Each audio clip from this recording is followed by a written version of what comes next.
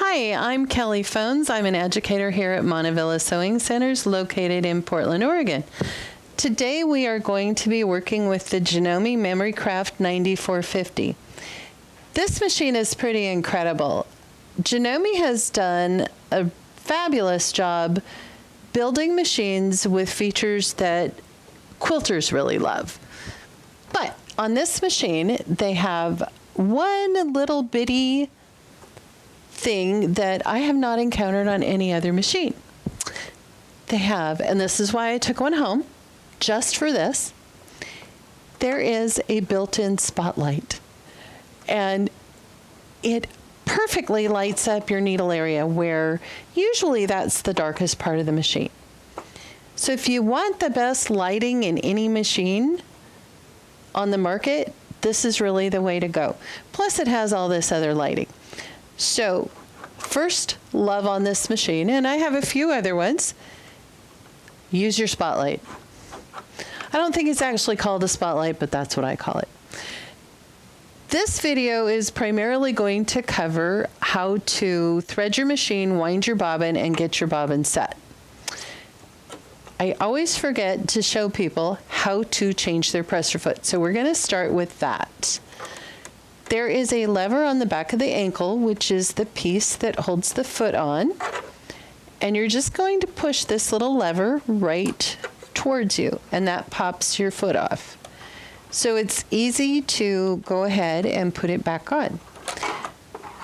One kind of little odd thing about these machines is that they have a manual presser foot left as well as an electronic one.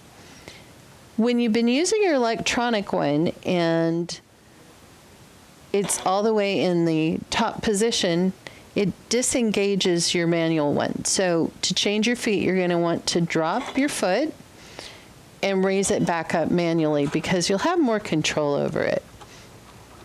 There is a little bar on your foot right here, and there's a corresponding groove on your foot. And you just want to get those lined up as best you can. And then drop your ankle on top, and it'll just click right in for you. So once you have the foot on that you want, and sometimes I do that later, you're going to want to go ahead and get your bobbin done and get the machine threaded. I usually start with the bobbin because that way seems kind of silly to thread my machine and then have to unthread it to wind the bobbin. So we're going to start with bobbin winding. This machine uses what's called a class 15 bobbin. You can use the Janome bobbins, but the generic ones that we sell work perfectly well.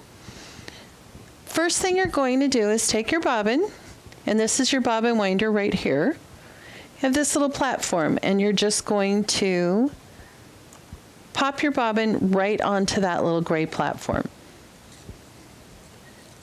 At this point, you're going to want to take your thread and put it on the machine. Now, I'm not using a spool cap for this because this is a cone, and cones don't tend to, they're not real happy when you use a big spool cap. If you're using a regular spool of thread, make sure you have a cap on it. So you're going to come underneath this first thread guide. And for bobbin winding, you're going to come back behind this pointy rectangle looking thing. Come around the back, and then you're going to floss it a little bit just to make sure it's well seated in this pre-tensioner here. This is a thread cutter. It's always going to be a thread cutter. When I got a machine with this style of bobbin, probably tried it half a dozen times before I got the book out and thought, oh, no wonder my thread's cutting every time I try to wind a bobbin.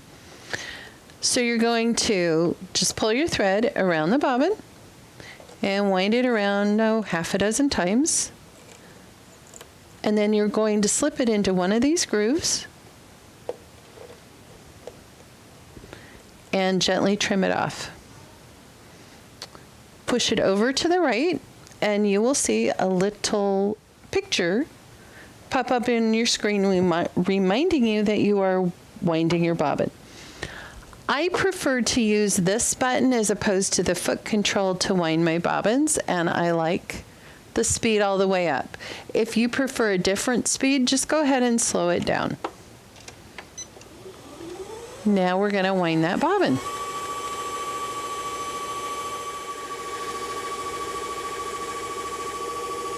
When your bobbin's completely wound, your machine's going to stop and you just want to go ahead and turn it off. This is when the thread cutter up here comes in handy. Your bobbin should have a nice even fill, and it should be nice and tight. If you squeeze it like this, it shouldn't be spongy. So the first thing you want to do to set your bobbin is go ahead and pop your bobbin cover off by sliding this little lever here to the right. What's important when you're doing this is to make sure that you have the bobbin going in the correct direction. So you want to make sure your tail is pulling off to the left. And sometimes it's good to remember that if you make a P with the bobbin and the tail, you've got it correct. So we're going to just drop the bobbin into the bobbin case. Once you've placed your bobbin in the bobbin case, go ahead and put your finger on the bobbin. You're going to want to maintain some tension on your thread as you come underneath this clip and this curved bit of metal here. The goal is to bring your thread up to here and wrap it around this gray piece. So I'm going to put my finger here, and then we're going to come underneath and all the way up here, down and around, and trim it off. Once you've put your bobbin cover back on, you are good to go. You don't have to worry about pulling up your bobbin thread or anything. Make sure that when you trim the tail off in this piece, that your thread does stay in that thread path. That helps your needle thread pick up the bobbin thread when you first start sewing. So now that we've got our bobbin all set up and we're good to go here, we're going to go ahead and thread our needle. First thing I like to do is go ahead and drop my needle, because to use my needle threader, I want to do two things. I want to make sure that my needle's in the correct position, all the way up is the correct position, so that my needle threader will work. I also want to make sure that this little piece here, it's called your take-up lever, is all the way up as well. Next thing I'm going to do is lock the machine by pressing the little key button on the screen. And then I'm ready to go ahead and put my thread in.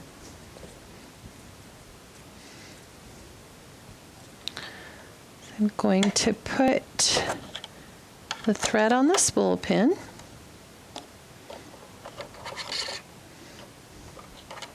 It's going to come under this first guide, which is the same one that we used for winding the bobbin.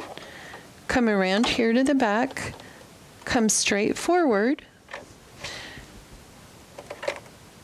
Once you get down here, and there's numbers all along the way, so we get down to number 3, we're going to come underneath here.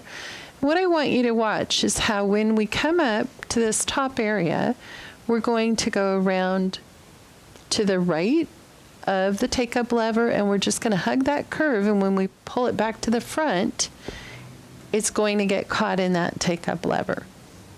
And I have the door open so you can see all of this better. You don't have to thread it with the door open. So I'm going to leave it open. We're going to go behind this thread guide here, and then we're going to go behind that thread guide and shut the door. Next thing you want to do is go ahead and pop your thread in this little groove here. Come around to the side and trim your thread off with your thread cutter on the side of the machine. There's a lever, and you want to just push down gently and then give it a final little push when you feel some hesitation. And there's your needle all threaded up and ready to sew. go ahead and unlock your machine, and I like to pull that little loop out, tuck it underneath my foot, and we're all ready to get going.